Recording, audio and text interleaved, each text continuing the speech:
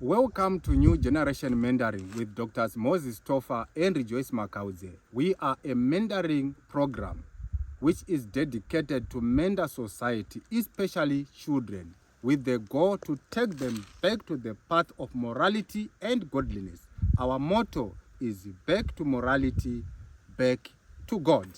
Today I am proceeding to talk about bullying, especially when you look at what is happening in our schools, on social media. Our children are bullying each other. They are being bullied by adults. And because of bullying, some of them develop low self-esteem. Some of them even get depressed. And some of them even commit suicide.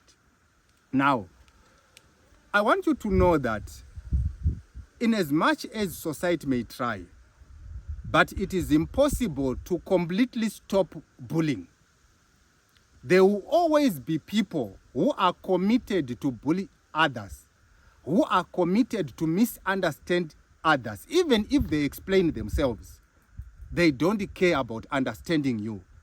They are committed to misunderstand you. They are committed to throw arrows at you. Even if you do good, there are people who are there just to say negative things about others. Even what I'm talking about now, to say let's go back to morality. There are people who can come and insult me for saying this. So this is the situation that our children will always face when they go out there.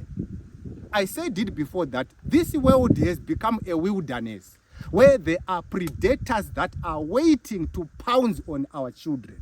But the problem is that our children are not equipped to face these predators. Now, today I want to talk about having what I call a positive thick skin. A child who goes out there is going to face many challenges, especially bullying. For that child to survive, he or she needs to have what I call a positive thick skin. So there is a negative thick skin where people do things that are wicked and wrong, and they say, I don't care what people say about me. They say, I don't live to please anyone. That thick skin is from the kingdom of darkness. You don't need to have that. But there is a positive thick skin where you understand that when you do what is good, when you stand on good values and principles, but people come and mock you and insult you, it is not you who is a problem. It is them. What they are saying is not a reflection of you. It is a reflection of who they are. If you have that thick skin, it protects you from getting depressed and consider committing suicide because of bullying. You continue to be happy because you understand that your worth comes from inside of you and not from what people say. Now, Apostle Paul said that I am not ashamed of the gospel of Christ.